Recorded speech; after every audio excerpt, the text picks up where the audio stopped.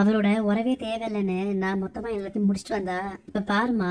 நான் வேலை செய்யற இடத்துக்கே வேலைக்கு வந்து இப்போ நம்ம குடியிருக்கிற வீட்டுக்கே எதிரில் வந்துட்டாரு. ஜீவாக்கு எந்த உண்மையும் தெரிய வேண்டாம். நான் போடுற நாடகத்துல நீங்க எல்லாரும் நடிக்கிறீங்க. பாத்தீங்களான்னு கண்மணி போட்ட காஃபி எவ்வளவு டேஸ்டா இருக்குன்னு. நம்ம அவளை எவ்வளவு பாராட்டினாலும் அதை தலைக்கே ஏத்திக்க மாட்டான். அவ்வளோ தன்னடக்கம், பயங்கர உழைப்பாளி. பெரியவங்களுக்கு அவ்வளோ மரியாதை கொடுப்பா. ஒருத்தங்களை பிடிச்சி போச்சுன்னா அவங்க மேல பாசத்தை கொட்டுவா. இந்த காலத்துல இப்படிப்பட்ட ஒரு பொண்ணு பாக்குறதுலாம் ரொம்ப அபூர்வம். கண்மணி இவரு ரொம்ப பெரிய ஆளு. ஃபுட் இண்டஸ்ட்ரியில இருக்க எல்லா அவார்டும் வாங்கி வச்சிருக்காரு. இவர் என் அசிஸ்டண்டா இருக்கிறது எனக்கு ரொம்ப பெரிய விஷயம். வெரைட்டியா புதுசா ஏதாச்சும் பண்ணி நம்ம ஹோட்டலுக்கு ஆளுங்களை இழுக்கணும்ல, அதுக்கு தான் நான் அன்பை வர வச்சிருக்கேன். இவர் இங்க சமைக்க போற புதுமையான டிஷ் எல்லாமே கஸ்டமர்ஸை அட்ராக்ட் பண்ணும். கண்மணி நீ அன்பு சார மத்த எல்லாருக்கும் இன்ட்ரோடியூஸ் பண்ணி வச்சிரு. இங்க பாரு, சும்மா என்ன பார்த்து முறைச்சிட்டே இருக்காத. நீங்க இருக்கிறது தெரிஞ்சிருந்தா நான் வந்திருக்கவே மாட்டேன். சும்மா நடிக்காதீங்க. எங்க போனாலும் என்னையே ஃபாலோ பண்ணி தானே வரீங்க.